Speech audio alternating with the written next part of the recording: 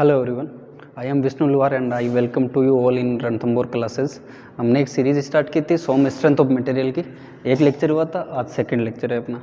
तो फर्स्ट जो लेक्चर था उसमें हमने देख लिया था नॉर्मल कि अपना इंट्रोडक्शन देख लिया था कि सोम किस कैटेगरी का सब्जेक्ट है और कहाँ पढ़ते हैं और क्यों पढ़ते हैं, इसका ऑब्जेक्टिव देख लिया था। क्योंकि बेसिक अपना जो रूट्स बोलते हैं, जो फंडामेंटल सब्जेक्ट है, एकदम बेसिक सब्जेक्ट है, वो अपना सोम है। ठीक है, क्योंकि सोम से ज़्यादा इंटर रिलेटेड सारे सब्जेक्ट है, चाहे स्ट्रक्चर एनालिसिस की बात कर लो, आरसीसी की बात कर लो, स्टील की बात कर लो, बाकी सारी चीज़ें बात कर ली थी। मेन जो सोम पार्ट था किसका पार्ट था? मैकेनिक्स का पार्ट था। मैकेनिक्स के 3 पार्ट थे, first one is EM, second one is SOM and third one is FM. SOM में हम लोगों ने रिजिड बॉडी की स्टडी की थी एंड इंजीनियरिंग मैकेनिक्स थी उसमें रिजिड बॉडी की स्टडी की थी, और सोम में हम लोग इलास्टिक एंड प्लास्टिक बॉडी की स्टडी करते हैं एंड एफएम में फ्लूइड्स की बात करते हैं जिसमें लिक्विड और गैसेस की बात करते हैं। ठीक है, वो सारा देख लिया था। अब ये जो चैप्टर है प्रॉपर्टीज ऑफ मटेरियल्स, ये बहुत इंपॉर्टेंट चैप्टर है। ये हमें इंट्रोडक्शन के साथ लेना चाहिए था। हमने क्या किया था, इंट्रोडक्शन एंड स्ट्रेस स्ट्रेन पढ़ लिया। स्ट्रेस और स्ट्रेन भी एक टाइप से मटेरियल की प्रॉपर्टी है जिसको हमने डिस्कस कर लिया था। अब प्रॉपर्टीज ऑफ मटेरियल हम ले लेते हैं। तो आप लोग इसको ऐसे समझना कि जो पहला वाला अपना लेक्चर था वो introduction and properties of materials है, मैकेनिकल प्रॉपर्टीज, एंड सेकंड अपने पास में स्ट्रेस स्ट्रेन जो नेक्स्ट लेक्चर होता है उसमें फर्दर अपन कंटिन्यू करेंगे। अब हम डिस्कस कर लेते हैं आज हम लोग क्या पढ़ेंगे। मैं आप लोगों को थोड़ा समझा देता हूँ ब्रीफ। अपने पास में कुछ टॉपिक रहेंगे, कुछ फंडामेंटल प्रॉपर्टीज रहेगी। फर्स्ट प्रॉपर्टी अपने पास में जैसे ड्यूरेबिलिटी, स्ट्रेंथ की बात करेंगे, हार्डनेस की बात करेंगे, टफनेस हो गया, डक्टिलिटी हो गया, मेलेबिलिटी हो गया, ब्रिटलनेस हो गया, क्रिप हो गया, फटिक क्या होता है। उसके बाद ये 3-4 वर्ड है, होमोजीनियस, आइसोट्रोपिक, अनआइसोट्रोपिक एंड ऑर्थोट्रोपिक। इसके बारे में 1 बाय 1 हम लोग स्टडी करेंगे, क्योंकि जितनी भी मैं आगे एजम्पशन मानकर चलूंगा या बहुत सारे सेंटेंस में अपने ये वर्ड यूज हो जाएंगे, जैसे bar should be prismatic, material should be homogeneous, material will be isotropic, ऐसे वर्ड यूज होते रहेंगे कि डक्टिलिटी होगा, मटेरियल कितना डक्टाइल होगा या ब्रिटल होगा। ये सारे तो इन वर्ड का हमें मतलब पता होना चाहिए, मीनिंग पता होना चाहिए कि इन वर्ड का मतलब क्या होता है। ठीक है, तो आज इनकी थोड़ी बहुत डेफिनेशन देख लेते हैं, इनके मेजरमेंट कैसे करते हैं वो 1 बाय 1 हम पढ़ते रहते हैं। अब फर्स्ट देखते हैं। फर्स्ट अपने पास में क्या है, फर्स्ट वन जो वर्ड है अपने पास में, ये बुक्स बना लेते हैं 1 बाय 1 हम लोग। ये इधर रहेगा पोर्शन, हम इधर डिस्कस करते रहेंगे। ठीक है, फर्स्ट अपने पास में ड्यूरेबिलिटी है। देखो ड्यूरेबिलिटी की बात करते हैं। ड्यूरेबिलिटी सिंपल आपके पास में क्या शो कर रहा है कि कितना एबल है वो, कितने टाइम तक सर्वाइव करेगा, उसको बोलते हैं ड्यूरेबिलिटी। ड्यूरेबिलिटी का अगर सिनोनिम्स देखूं तो वो वर्ड मिलेगा मेरे को कि उसकी सर्वाइवल लाइफ कितनी है, वो कितना लाइफ तक टिका हुआ पा रहा है। जैसे मैंने को मान लो एक टेबल बनी है कि जैसे ये बोर्ड बनाया, तो बोर्ड की ड्यूरेबिलिटी कितना हो जाएगा कि ये जब तक यूज आ रहा है, जब तक ये कोई फेलियर नहीं आ रहा, जब तक ये अपना यूज कर सकते हैं, ये इसकी ड्यूरेबिलिटी हो जाती है। स्ट्रेंथ एंड ड्यूरेबिलिटी जो 2 वर्ड होते हैं वो इस टाइप से इंटर रिलेटेड होते हैं। स्ट्रेंथ आप समझो कि जैसे ये बोर्ड है, इतनी इसकी कैपेसिटी हो गई, इतना इस पर मैं कितना मतलब हैंग कर पा रहा हूँ, या कितना ये स्टिप है, कितना ज़्यादा, ये सारी स्ट्रेंथ की प्रॉपर्टी हो गई। ड्यूरेबिलिटी का मतलब होता है कि इसको फर्स्ट डे से मैंने कितने टाइम तक यूज किया, 4 साल चला, 5 साल चला, 6 साल चला, कितना ड्यूरेबल है, इसकी लाइफ कितनी है, उसको ड्यूरेबिलिटी बोलते हैं, सिंपल ड्यूरेबिलिटी। ठीक है, ड्यूरेबिलिटी का मतलब होता है लाइफ टाइम। आपकी किसी भी बॉडी की बात करेंगे तो ड्यूरेबिलिटी को क्या बोलेंगे, कितना ड्यूरेबल है, कितना लाइफ तक सर्वाइवल है, कितने लाइफ तक वो हमें रिजल्ट दे रहा है, कितने लाइफ तक हमें आउटपुट दे रहा है, कितने टाइम तक उसको यूज कर पा रहा हूँ, उसको ड्यूरेबिलिटी है। ठीक है, उस वर्ड को बोलते हैं ड्यूरेबिलिटी। सेकंड हम लोग ले लेते हैं, सेकंड वर्ड अपने पास में स्ट्रेंथ आ जाता है। जो मोस्ट इंपॉर्टेंट प्रॉपर्टी है वो है स्ट्रेंथ। सबसे पहले हम लोग बात करते हैं स्ट्रेंथ की। कहीं पे भी किसी भी मटेरियल की बात करेंगे तो उसकी स्ट्रेंथ कितनी है। ठीक है, तो स्ट्रेंथ बहुत इंपॉर्टेंट प्रॉपर्टी, जो पहला पैरामीटर होता है जो डिजाइन व्यू से, डिजाइन पॉइंट ऑफ व्यू से देखते हैं, वो स्ट्रेंथ होता है। ठीक है, स्ट्रेंथ बेसिक होता क्या है, अगर मैं देखो स्ट्रेस हमने पढ़ा, स्ट्रेस में देखा कि कोई चीज़ किसी लोड को कितना रेजिस्ट कर पा रही है, कितना रिएक्शन दे पा रही है, कहाँ तक मतलब वो ब्रेक नहीं होती है, तो उसको क्या बोलते हैं, स्ट्रेंथ बोलते हैं। मतलब अगर इसको डिफाइन करें तो क्या बोल सकता हूँ मैं कि मैक्सिमम वैल्यू ऑफ स्ट्रेस, ऐसे बोल सकते हैं हम लोग, maximum value of stress. Maximum value of stress को हम लोग क्या बोलेंगे, स्ट्रेंथ बोलेंगे। सेकंड अगर वर्ड्स में बोलेंगे कि जस्ट बियॉन्ड फ्रैक्चर या फेल, मतलब the value of load just beyond fracture, just beyond failure होने से जस्ट जो पहले की यूनिट थी। जैसे मान लो अगर मैं मान लेता हूँ कि भाई कोई भी अपने पास में कोई बॉडी है, उसको मैं लोड लगा रहा हूँ, वो जैसे अपने पास में कोई भी किसी भी चीज़ की बॉडी, मान लो जैसे कोई टेबल ही है, किसी भी टाइप का मटेरियल है, टेबल है, उस पर अगर मैं 4 बंदे बैठे तो आराम से वो इसको इजीली बियर कर पा रहा है, टॉलरेट कर पा रहा है, 5 बंदे बैठे तो आराम से कर पा रहा है। लेकिन जो 6th कैंडिडेट है और वो बैठा, वो टेबल टूट गई, ब्रेक हो गई, उस पर ब्रेक हो गई, तो क्या हुआ कि उसकी स्ट्रेंथ जो होगी वो 5th और 6th कैंडिडेट का वेट होगा उसके बीच में होगी। अगर मैं मान लेता हूँ कि 6th कैंडिडेट था, उसका वेट 65 था, अगर उसका वेट अगर 64 होता तो शायद नहीं टूटती। तो अपना क्या हो जाएगा, वो उसका जस्ट बियॉन्ड वाला, जैसे मान लो कोई स्ट्रक्चर है जो 1000 किलो न्यूटन पे फेल हो रही है, तो इसका मतलब हुआ कि वो 999.99 पे नहीं हो रही, तो वो उसकी क्या हो गई, स्ट्रेंथ हो गई। जस्ट बियॉन्ड वाली क्या हो जाती है, स्ट्रेंथ हो जाती है, उसको स्ट्रेंथ बोलते हैं। ठीक है, स्ट्रेंथ का कॉन्सेप्ट समझ में आया। मैक्सिमम वैल्यू ऑफ स्ट्रेस वो भी सेम रिप्रेजेंट कर रहा है, और जस्ट बियॉन्ड फ्रैक्चर जो वैल्यू हो जाएगी लोड की, वो भी क्या हो जाएगी, आपके पास स्ट्रेंथ हो जाती है। स्ट्रेंथ की यूनिट क्या देख लेते हैं, स्ट्रेंथ की यूनिट क्या हो जाएगी। स्ट्रेंथ क्या होता है, देखो स्ट्रेंथ अपने पास में वैसे बेसिक बात करें, कंप्रेसिव स्ट्रेंथ हो गया, टेंसाइल स्ट्रेंथ हो गया, कि अगर इसको कितना खींचने में, कितनी जो खींचने में, टेंशन लगाने में ये कितना रेजिस्ट कर पा रहा है, और टेंसाइल हो जाएगा। और अगर इसको कंप्रेस करूँ तो वो हो जाएगा, उसका क्या हो जाएगा, कंप्रेसिव स्ट्रेंथ हो जाती है। मतलब आपका स्ट्रेंथ का फॉर्मूला क्या हो जाएगा, strength equal to load upon area या रेजिस्टिंग लोड अपॉन एरिया। ठीक है, मैं इसको बोल देता हूँ लोड अपॉन एरिया, मतलब पी अपॉन ए डिनोट कर लेता हूँ। पी को क्या बोलते हैं हम लोग, न्यूटन पर मीटर स्क्वायर।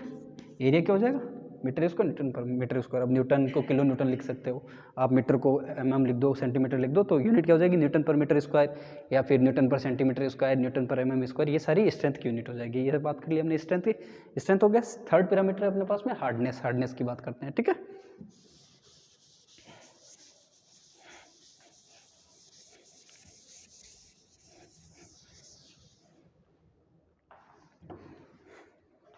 देखो हार्डनेस जैसे स्ट्रेंथ, जैसे अपने पास में स्ट्रेंथ और हम ड्यूरेबिलिटी में क्या हो रहे थे, कंफ्यूज हो रहे थे, वैसे ही हार्डनेस और टफनेस में हम कंफ्यूज होते हैं।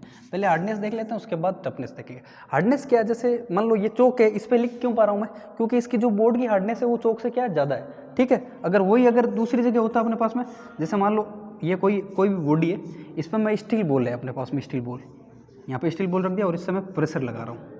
पी लोड लगाया, 1 किलो न्यूटन लगाया तो इस पर कोई लोड नहीं आया।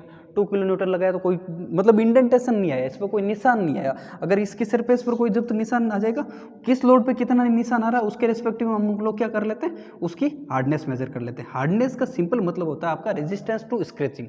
रेजिस्टेंस टू स्क्रैचिंग, स्क्रैच को कितना रेजिस्ट कर पा रहा है, पेनिट्रेशन को कितना रेजिस्ट कर पा रहा है, उसको क्या बोलते हैं, रेजिस्टेंस टू पेनिट्रेशन।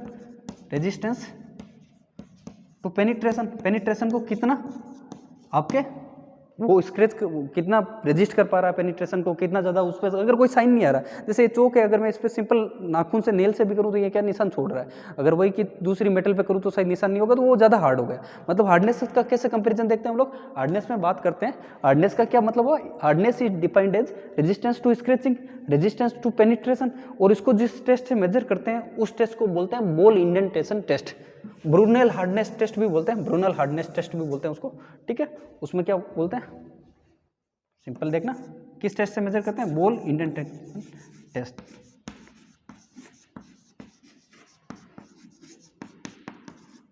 इसमें वही प्रोसीजर होता है, कोई जिसकी हार्डनेस मेजर करना होता है उसको रखते हैं नीचे, ऊपर हार्ड स्टील की बॉल होती है और उससे क्या लगाते हैं, लोड लगाते हैं। आपके लोड की 1 किलो न्यूटन पे कितना निशान आया, 2 किलो न्यूटन पे कितना निशान आया, अगर आता है तो ठीक है, नहीं आता है तो कितना हार्ड है, उसके कंपेरिजन में हम मेजर कर लेते हैं। जैसे हम मिनरल की करते हैं, मोर स्केल से करते हैं, एग्रीगेट की करते हैं, डोरी अब्रेजन मशीन से करते हैं। रेजिस्ट अब्रेजन और एट्रिशन वर्ड क्या होता है, अब्रेजन और जो वो टफनेस को भी रिप्रेजेंट करते हैं और हार्डनेस को भी रिप्रेजेंट करते हैं। कि अब्रेजन का मतलब होता है अगर कोई एग्रीगेट है मेरे पास में और दूसरा स्टील बॉल है, तो उन दोनों में आपस में जो हो रहा है साथ में, अगर रिएक्शन हो रही है, स्लाइडिंग हो रही है, किसी डोरी मशीन में डाल दिया मैंने, तो उसमें कितना पाउडर फॉर्मेट हो रहा है, तो उसकी टफनेस इंडेक्स भी कैलकुलेट करते हैं, हार्डनेस कैलकुलेट करते हैं। टफनेस का अलग सेंस हो जाता है, यहाँ से हम लोग क्या करते हैं, हार्डनेस कैलकुलेट करते हैं।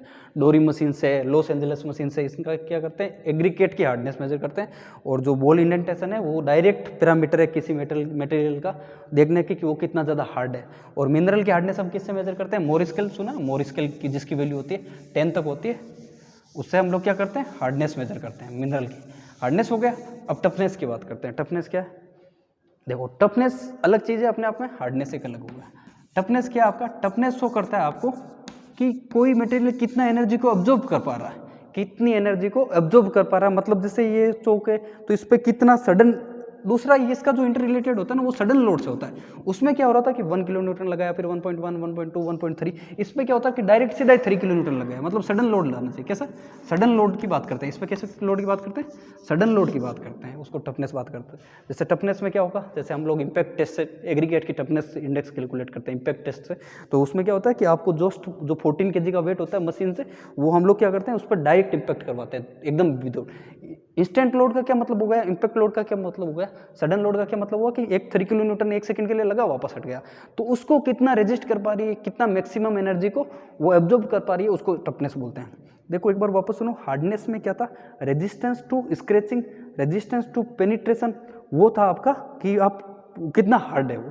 टफनेस में ये आ रहा है कि आपको वो एनर्जी कितनी, किसी लोड पे अगर इंपैक्ट लोड आया है, किसी पे अगर इंपैक्ट लोड आया तो उस लोड को कितना वो एनर्जी अब्जॉर्ब कर पा रहा है बिना फ्रैक्चर हुए, टूटना नहीं चाहिए, टूट जाएगा वो, उससे जस्ट पहले वाला, टूटने से जस्ट पहले वाला उसका क्या हो जाएगा, वो टफनेस इंडेक्स हो जाएगा, ठीक है, उसको टफनेस बोलते हैं।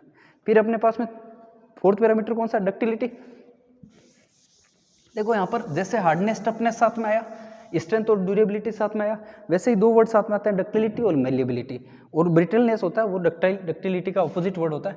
डक्टिलिटी में हम लोग क्या बोलते हैं, ये हम लोग पहले छोटी छोटी क्लासेस में पढ़ते थे, जब हम लोग मेटल का चैप्टर पढ़ते थे उसमें लिखा होता था कि जो धातुएं होती है, जो मेटल होती है, उनसे वायर बनाए जा सकते हैं, तो वायर बनाए जा सकते हैं, मतलब उसी को डक्टिलिटी बोलते हैं। डक्टिलिटी का क्या मतलब हुआ, जैसे मेरे पास में कोई पीस है, कोई मेटल का पीस है, इस हिसाब से अगर इस पीस को मैं टेंसाइल लोड लगाकर, टेंसाइल लोड की वैल्यू लगाता रहूँ अगर किसी लोड से एक्टिंग में, और अगर इस फॉर्मेशन को मैं इस फॉर्मेशन में चेंज कर दूं, मतलब अगर कोई मेटल का पीस है और इस मेटल के पीस से अगर मैं ये सब मेटल बना लूँ, ऐसा वायर बना लूँ, तो उसको क्या बोलेंगे हम, डक्टाइल मटेरियल बोलेंगे।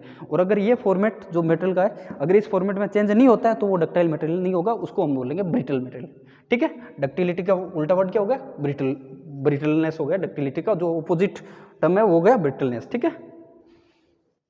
डक्टिलिटी ये हो गया। जैसे अगर इसको धीरे धीरे आप क्या लगे, टेंसाइल स्ट्रेंथ की, टेंसाइल लोड की वैल्यू बढ़ाते रहेंगे, धीरे धीरे ये वायर फॉर्मेशन में अगर चेंज हो सकता है तो हम बोलेंगे कि मटेरियल विल बी डक्टाइल, अगर नहीं होता है तो मटेरियल वोंट बी डक्टाइल, ठीक है।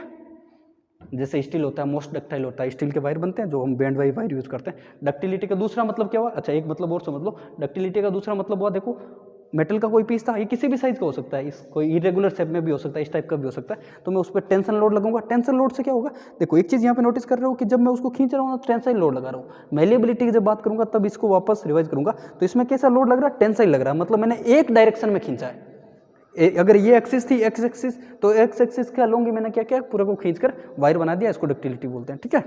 सेकंड वर्ड आता है अपने पास में मेलिएबिलिटी।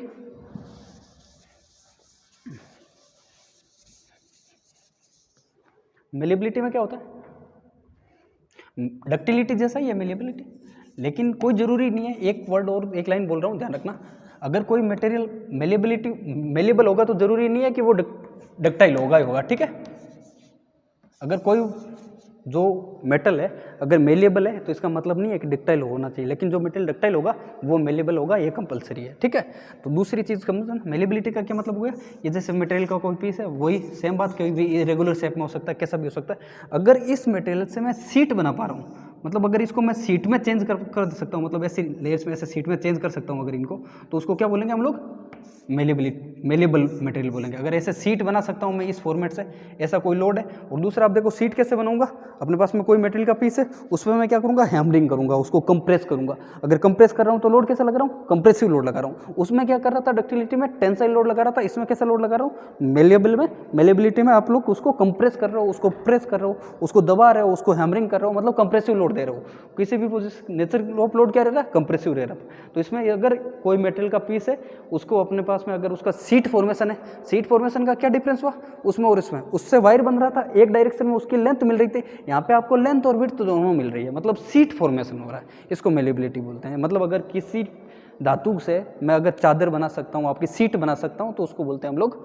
मेलिएबिलिटी, मेलिएबल वर्ड वहाँ पे यूज होगा, ठीक है। अब बताओ ब्रिटलनेस, ब्रिटलनेस क्या होता है, देख तो डक्टिलिटी का, डक्टाइल मटेरियल का और मेलिएबल मटेरियल का सबसे अच्छा एग्जांपल है स्टील। स्टील की हम लोग सीट बना सकते हैं, वायर बना सकते हैं। दूसरा आपके पास में अगर मैं बात करूं इस चौक की, जिससे लिख रहा हूं ये कैसा मटेरियल, अगर मैं बोलूं इसका वायर बना दो तो आप लोग नहीं बना पाओगे, ठीक है। ब्रिटलनेस, ठीक है। ब्रिटलनेस में हम लोग क्या बोलते हैं, ब्रिटलनेस में क्या होगा, ब्रिटल जो मटेरियल होगा उसमें क्या होगा, जैसे चौक है, अगर मैं इसको ऐसा कोई भी पीस है, अगर इसको थोड़ा बहुत भी टेंसाइल लोड लगूंगा तो ये क्या हो जाएगा, ब्रेक हो जाएगा। ये क्या हो जाएगा, ब्रेक हो जाएगा आपका, इस शेप में पहले ही टूट जाएगा।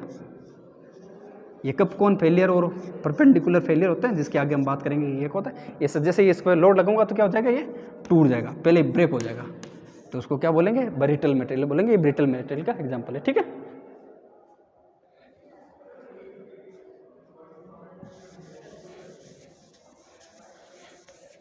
फिर अपने पास में कौन सा पैरामीटर रह जाता है, ब्रिटलनेस की बात हो गई। क्रीप एंड फटीग, क्रीप की बात कर लेते हैं। क्रीप क्या होगा, देखो ये वर्ड हो सकता है आप लोगों के लिए नया हो, बाकी तो हम लोग पढ़ते हैं। क्रीप में क्या होता है कि जैसे अगर अपने पास में कोई भी है, कोई बॉडी है, किसी भी टाइप मेटल की हो सकती है, वुड की हो सकती है, टिम्बर वगैरह किसकी बनी हो सकती है, यहाँ पे मैं कोई वेट रख देता हूँ, मतलब इस टाइप का कोई मैंने सर्कुलर वेट रख दिया 50 kg का, तो ये धीरे धीरे क्या होगा कि अपना एक डिफॉर्मेशन छोड़ने लग जाएगा। मतलब इसकी साइज क्या हो जाए, जैसे अगर पूरा थ्रू आउट अगर इसकी पूरी सरफेस पर लोड लगा होता, जैसे दूसरा मैं फॉर्मेशन बना देता हूँ, इसकी जगह एक और बना लेता हूँ। जैसे ये लोड है, इस पर क्या यूडीएल लग रहा था, मान लो यूनिफॉर्मली लोड ऐसे डिस्ट्रीब्यूटेड लोड लग रहा था, तो ये जो इसका चेंज होगा फॉर्मेशन, वो क्या होगा, इसकी जो विड्थ होगी वो थोड़ी कम हो जाएगी। इस हिसाब से ये थोड़ी पहले यहाँ पर अगर बी थी, ये बी है, तो यहाँ पे क्या हो जाएगा, ये थोड़ा बी से कम होगा, लेस देन बी होगा, ठीक है, ये लेस देन बी होगा। मतलब इसमें क्या हो जाएगा कि आपका जो धीरे धीरे एक टाइम टेकिंग डिफॉर्मेशन आता है, उसको क्रीप बोलते हैं। जैसे हम लोग इसका एग्जांपल समझते हैं, जैसे आप लोग सिंपल समझो कि आपके पास में कोई टेबल है और उस पर 60 kg का मैंने वेट रख दिया, और उसको 10 साल के बाद में या 12 साल के बाद में, 15 साल के बाद में, 5 साल के बाद देखता हूँ, तो उसमें एक प्रॉपर परमानेंट डिफॉर्मेशन आ जाएगा। उसको हम क्या बोलते हैं, क्रीप बोलते हैं। मतलब टाइम टेकिंग जो डिफॉर्मेशन होता है, उसको हम वो उस प्रॉपर्टी को क्या बोलेंगे। और इसका नेसेसरी कंडीशन क्या, कंपलसरी कंडीशन, इसमें स्ट्रेस और टेम्परेचर बहुत हाई रहता है, और जिस टेम्परेचर पे क्रीप आने लग जाता है, उस टेम्परेचर को हम बोलते हैं होमोलोगस टेम्परेचर। क्या बोलते हैं, होमोलोगस टेम्परेचर बोलते हैं। अभी इतना पढ़ते हैं क्रीप का क्या मतलब हुआ। अभी आप लोगों को जो ध्यान रखना है, वही ध्यान रखना है कि अगर किसी बॉडी पे कोई वेट लग रहा है, कोई लोड लग रहा है कंटिन्यूसली, और वो लोड एक लॉन्ग टाइम तक लग रहा है, और स्ट्रेस और वहाँ के टेम्परेचर थोड़े हाई है, तब क्या होगा कि वहाँ पे परमानेंट डिफॉर्मेशन अकर हो जाएगा। उसको हम क्रीप बोलेंगे। क्या बोलेंगे, क्रीप इफेक्ट बोलेंगे, ठीक है। अब फटीग में क्या होता है, देखो फटीग को ऐसा समझो, जैसे आपके पास में जो स्टील का एकदम पतला वाला वायर आता है, जिसको हम आरसीसी स्टीरियप्स और टाइप बार बांधने के लिए जो यूज करते हैं, आप लोगों ने देखा होगा डेली लाइफ में, तो उसको क्या बोलते हैं, जो वायर होता है। अगर मैं आप लोगों को वायर दूं एक, और बोलूं कि इसको आप ब्रेक करो, इसको तोड़ो, तो आप क्या करोगे, उस वायर को पकड़ के खींचोगे तो नहीं खींचोगे, तो आप क्या करोगे कि ना उसको दबाओगे, आप क्या करोगे, एक साइड में ऐसे होल्ड करोगे उसको, और दूसरे हाथ से ऐसे रोटेट करवाते हैं। इसका क्या मतलब हुआ कि वो अगर एक ही पॉइंट पर साइक्लिक लोडिंग लगती रहे तो वो ब्रेक हो जाता है। साइक्लिक लोडिंग का क्या मतलब हुआ, जैसे एक बार इस पर कंप्रेसिव लगा, फिर वापस टेंसाइल लगा, पहले कंप्रेसिव लगा, फिर क्या लग गया, टेंसाइल लग गया। इस हिसाब से साइक्लिक लोडिंग लगती रहे एक ही पॉइंट पे, तब वो चीज़ क्या हो जाती है, अपनी स्ट्रेंथ से पहले फ्रैक्चर हो जाता है, उसमें स्ट्रेंथ से पहले टूट जाती है, स्ट्रेंथ से पहले आपकी जो बॉडी होती है वो फेल हो जाती है। उसको हम बोलते हैं, उस इफेक्ट को बोलते हैं फटीग, FATIGUE, ठीक है, उसको बोलते हैं फटीग। फटीग क्या होगा कि अगर एक ही पॉइंट पर आप बार बार साइक्लिक लोडिंग लगा रहे हो, इट में भी कंप्रेसिव और इट में भी टेंसाइल, तो सेम पॉइंट से क्या होगा कि आपका वो ब्रेक हो जाता है अपनी स्ट्रेंथ पहुंचने से पहले ही, उसको बोलते हैं फटीग। जैसे वायर हम लोग पतला वाला वायर तोड़ते हैं, वो फटीग के कारण ही टूटता है, ठीक है, ये फटीग हो गया। उसके बाद हम बात करते हैं, अच्छा ये वर्ड है, चारों वर्ड एक साथ देख लेते हैं। होमोजीनियस, वैसे ये अलग प्रॉपर्टी नहीं बोल सकते इनको, बट एक बार बात कर लेते हैं। Homogeneous, isotropic, anisotropic, orthotropic. Homogeneous क्या होता है, होमोजीनियस का मतलब हो गया जैसे कोई भी अगर मटेरियल है मेरे पास में, उसकी किसी भी पॉइंट पर सारी प्रॉपर्टी, जो सारे इलास्टिक कांस्टेंट रहेंगे, वो क्या रहेंगे, सेम रहेंगे। क्या रहेंगे, वो सेम रहेंगे। जैसे एक मैं बॉडी कंसीडर कर लेता हूँ, और बस में इसमें मैं 3 पॉइंट कंसीडर करता हूँ। इस पॉइंट पे यंग्स मॉडुलस होता है, स्ट्रेस स्ट्रेन वाले में देखा था। अगर इस डायरेक्शन में जाता हूँ तो यहाँ पे भी वैल्यू आ रही, आ रही है। दूसरा मैं दूसरी साइड चले जाता हूँ, होमोजेनियस, इधर भी देखा की वैल्यू आ रही है, इधर भी देखा क्या आ रही है, आ रही है, इधर भी आ रही है। दूसरे पॉइंट पर गया मैं यहाँ पर, तो इधर की वैल्यू देखा E1 आ रही है, इधर की वैल्यू E1 आ रही है, इधर की वैल्यू E1 आ रही है, इधर भी की वैल्यू E1 आ रही है। तीसरा पॉइंट मैंने यहाँ पर पकड़ लिया, उसकी वैल्यू इधर आ रही है E3, इधर आ रही है E3, इधर भी आपकी E3, इधर भी E3। ये E भी हो सकता है, म्यू भी हो सकता है, K भी हो सकता है, G भी हो सकता है। बेसिक जो हम स्ट्रेंथ ऑफ मटेरियल में जो इलास्टिक कांस्टेंट पढ़ते हैं वो 4 होते हैं। कितने होते हैं, 4 होते हैं। पॉइजन रेशियो का हो गया, बल्क मॉडुलस हो गया, शियर मॉडुलस हो गया, और यंग्स मॉडुलस, जिसको मॉडुलस ऑफ इलास्टिसिटी भी बोलते हैं, जो हुक्स लॉ से आता है। तो ये क्या हो, स्टिफनेस को डायरेक्ट रिलेट करता है। जितना ज़्यादा यंग्स मॉडुलस उतनी ज़्यादा स्टिफनेस, ठीक है। तो ये क्या करेगा, अगर देखो इससे क्या समझे, होमोजेनियस से क्या समझे कि इसे एक पॉइंट पे सारी प्रॉपर्टीज सेम है। मतलब अगर यहाँ पे E है, E की वैल्यू E, तो इस साइड में भी E, इस साइड में भी E, किसी भी डायरेक्शन में ले लो आप, इस डायरेक्शन में, किसी भी डायरेक्शन में, सारी डायरेक्शन में वैल्यू E रहेगी। और अगर यहाँ पे E3 है तो सारी डायरेक्शन में E3 रहेगी। अगर यहाँ पे E1 है तो यहाँ पे सारी डायरेक्शन में E1 रहेगी। अगर यहाँ पे E2 है तो सारी डायरेक्शन में E2 रहेगी। उसको हम लोग बोलते हैं होमोजेनियस। अब दूसरा आइसोट्रोपिक में क्या होगा, आइसोट्रोपिक और इनको इंटर रिलेट करके आप पढ़ते रहना, ठीक है। आइसोट्रोपिक में क्या हो जाएगा आपका,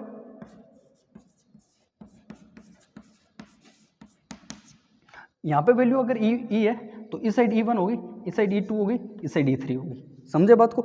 इधर E है तो इधर E होगी, अगर ऊपर की साइड उस डायरेक्शन में E थी, इधर E1 रहेगा, इधर आपका E2 हो जाएगा, इधर E3 हो जाएगा। मतलब ये सेम पैटर्न रिपीट करेगा, जो इस पॉइंट पर था वो इस पॉइंट पर है। होमोजीनियस में क्या था कि एक ही पॉइंट पर सारी डायरेक्शन में प्रॉपर्टी सेम थी, इसमें अलग अलग पॉइंट पर डायरेक्शन की वाइज प्रॉपर्टी सेम है। अगर ऊपर की साइड इस डायरेक्शन में आपकी प्रॉपर्टी ई है तो यहाँ पे भी ई रहेगी और यहाँ पे भी ई रहेगी। अगर यहाँ पर E1 है तो यहाँ पर भी E1 रहेगी और यहाँ पर भी क्या रहेगी, E1 रहेगी। अगर यहाँ पर E2 है तो यहाँ पर भी E2 रहेगी और यहाँ पर भी क्या, E2 रहेगा। अगर यहाँ E3 है तो यहाँ पर भी E3 और यहाँ पर भी E3। ये होमोजीनियस एंड आइसोट्रोपिक, समझ गए?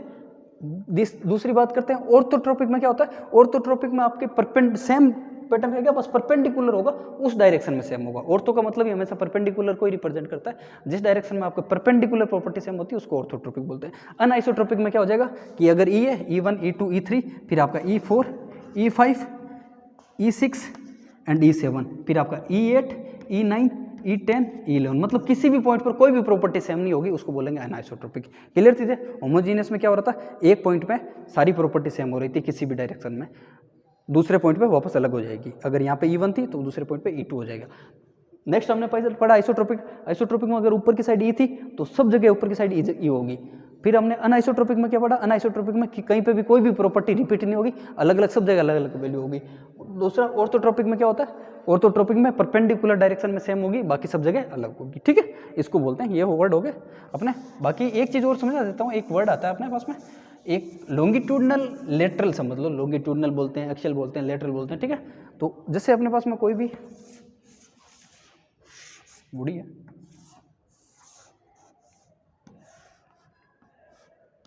ठीक है, अब इसके जो अलोंग टू लेंथ होती है ना हमेशा, उसको बोलते हैं लॉन्गिट्यूडनल। लॉन्गिट्यूडनल और लेटरल आप बहुत पढ़ोगे, अभी पॉइजन रेशियो में जाएंगे फिर भी वहाँ पे भी लेटरल की बात करेंगे। तो ये जो अलोंग टू लेंथ होगा उसको, उस एक्सिस को क्या बोलते हैं हम, लॉन्गिट्यूडनल एक्सिस बोलते हैं। और बाकी जो ये दोनों एक्सिस होंगी ना, ये वाली और दूसरी आपकी ये वाली जेड वाली, इन एक्सिस को क्या बोलेंगे आप, इन एक्सिस को क्या बोलोगे, लेटरल एक्सिस बोलोगे। थोड़ा सा ढंग से ड्रॉ कर लेते हैं। ये जो होगी ये क्या होगी, लेटरल एक्सिस होगी। ये आपकी लॉन्गिट्यूडनल एक्सिस हो गई,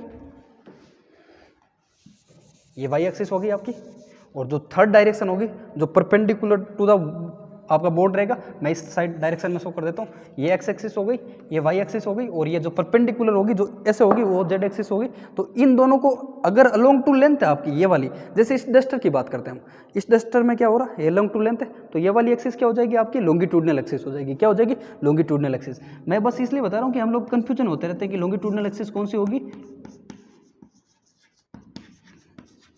और बाकी दोनों डायमेंशन क्या हो जाएगी, लेटरल हो जाएगी।